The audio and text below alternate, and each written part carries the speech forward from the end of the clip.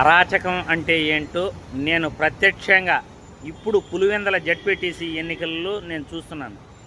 నా జీవితంలో ఇప్పటి వరకు కూడా ఇలాంటి అరాచకత్వాన్ని, ఇలాంటి అప్రజాస్వామిక తత్వాన్ని నేనైతే ఎప్పుడూ చూడలేదు.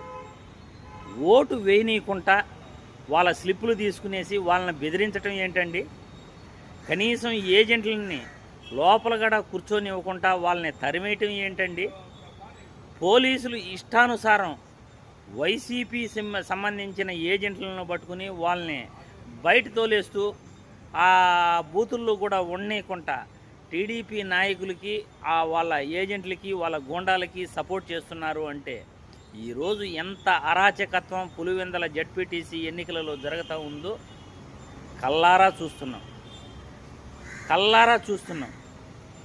ఓటు వేయడానికి పోలీసులు కాళ్ళు పట్టుకుంటున్న పరిస్థితి. జనాలు మమ్మల్ని ఓటు వేయనివ్వండి, మా ఓటు మమ్మల్ని వేయనివ్వండి, స్వేచ్ఛగా మా ఓటు మమ్మల్ని ఎందుకు వేయనియట్లేదు అని అడుగుతున్నారు.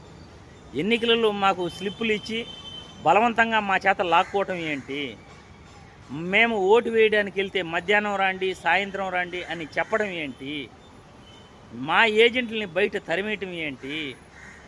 లోపలకు పానీయకుండా టీడీపీ గూండాలు ఆ సినిమాల్లో లాగా నిలుచుకుని వాళ్ళని ఎవరిని లోపల పానీయకుండా బెదిరించటం ఏంటి? ఈరోజు జడ్పీటీసీ ఎన్నికలలో అరాచకత్వం అంటే ఎలా ఉంటుందో కల్లారా చూస్తున్నాము అని ప్రజలు చెప్తున్నారు, మేము చూస్తున్నాం.